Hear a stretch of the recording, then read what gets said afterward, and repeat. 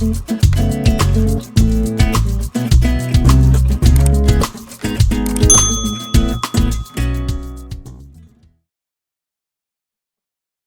friends, welcome back to another episode of Test Don't Guess Tuesday. I am your hostess, Melissa Hall-Klepacki, functional gut health expert. Every week I am here on YouTube going through the GI map test of clients and telling you a little background story on them, as well as a little bit about what we did to heal their guts. Now you need to remember that all health begins in the gut. Hippocrates said it years and years and years ago. But we know that neurotransmitters are made in the gut. We know that the immune system starts in the gut. So whenever someone comes to me with health challenges, I always think gut first. So this client came, she was a 48-year-old woman who had been diagnosed 2 years previously with IBS, irritable bowel syndrome, had tons of bloating. Her worst symptom was bloating. In fact, she said she would wake up in the morning with a fairly flat stomach, have a glass of water, sometimes coffee, and by 9 a.m. she looked 4 or 5 months pregnant. I mean, it was noticeable. She sent me pictures.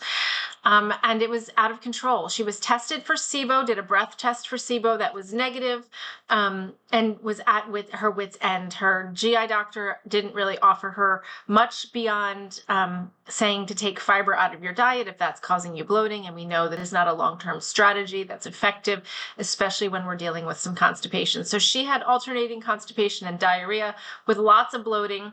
Like I said, this was going on for 2 years, and she had noticed a 20-pound weight gain over the last 2 years, which is significant, right? When you're 48 years old, this is perimenopause.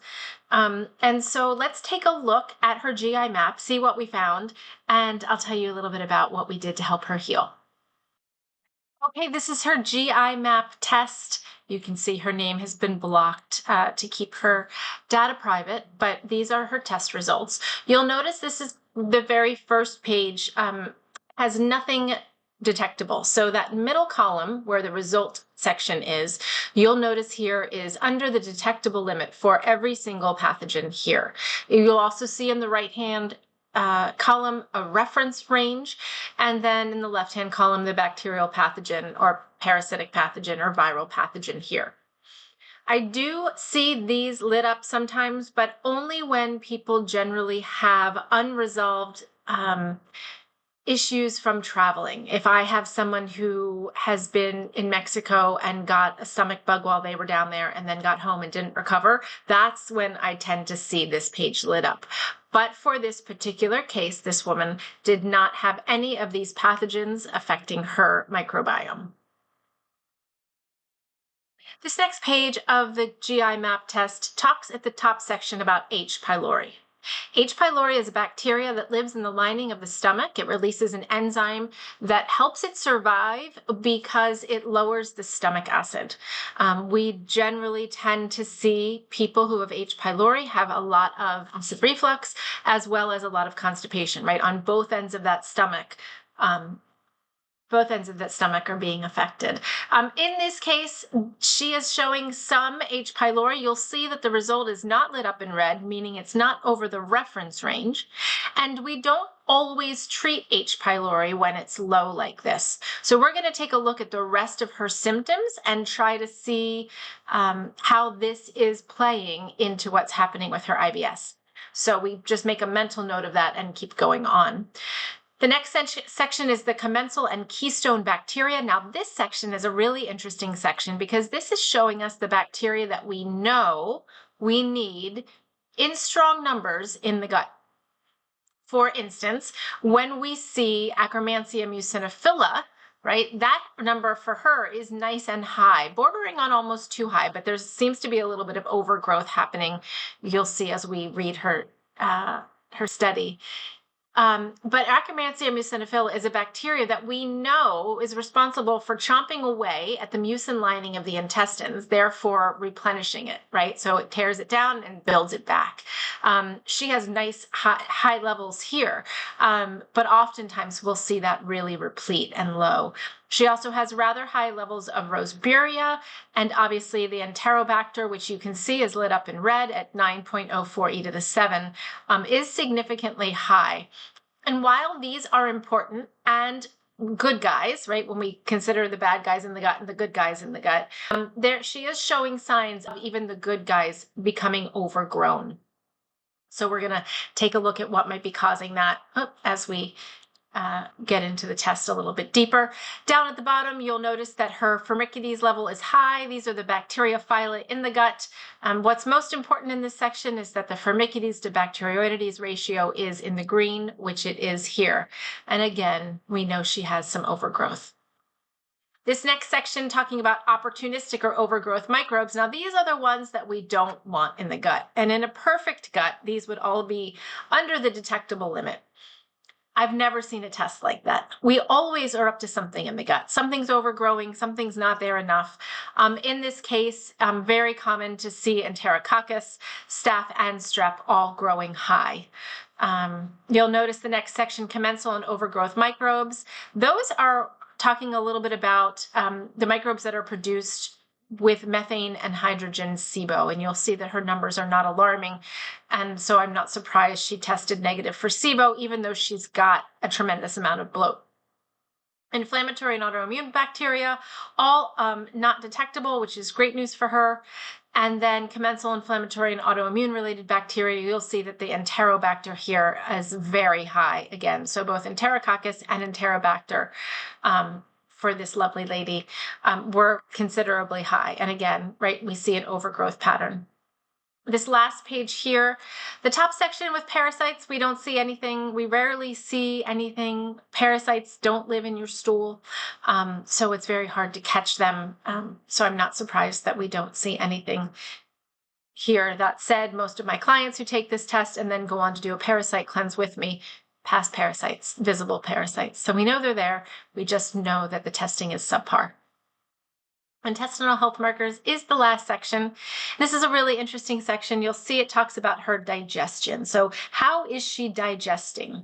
Steatocrit levels rising let me know that there's a lot of fat being passed into her stool, right? So probably some gallbladder insufficiency.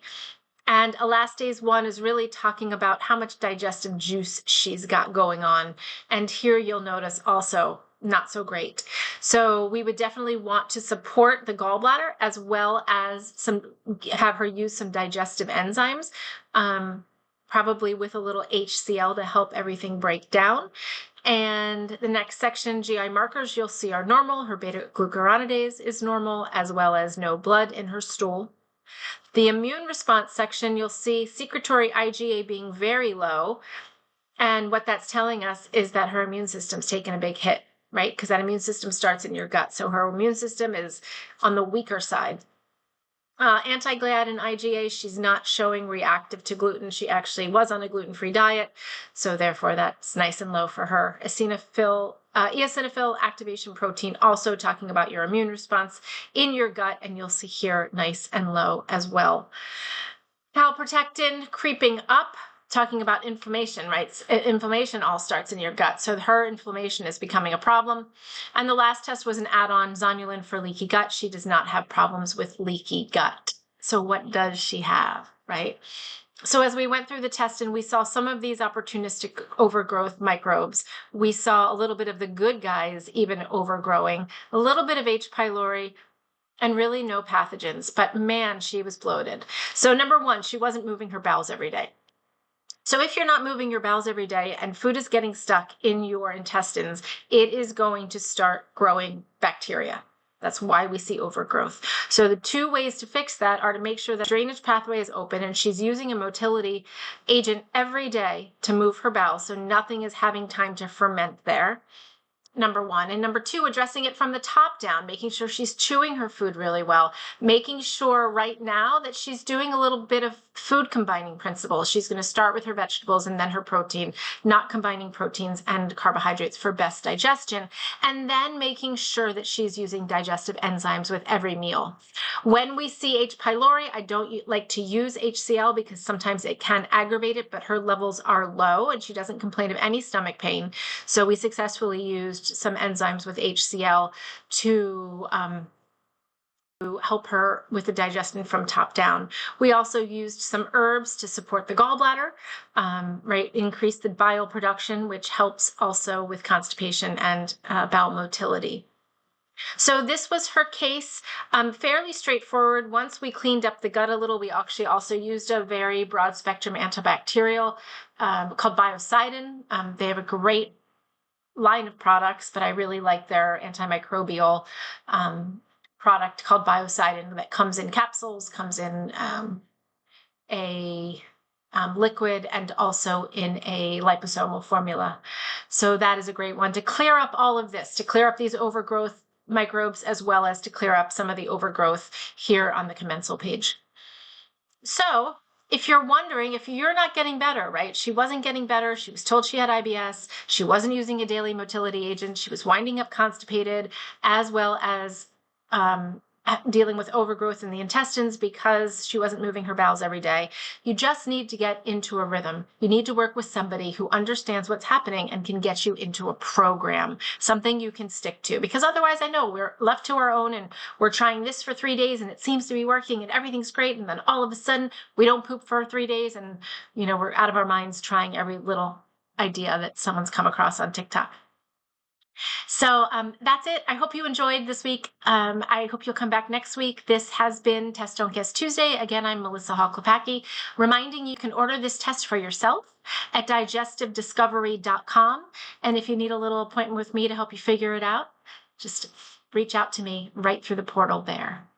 So again, thanks for your time, and I'll see you next week on Test Don't Guess Tuesday.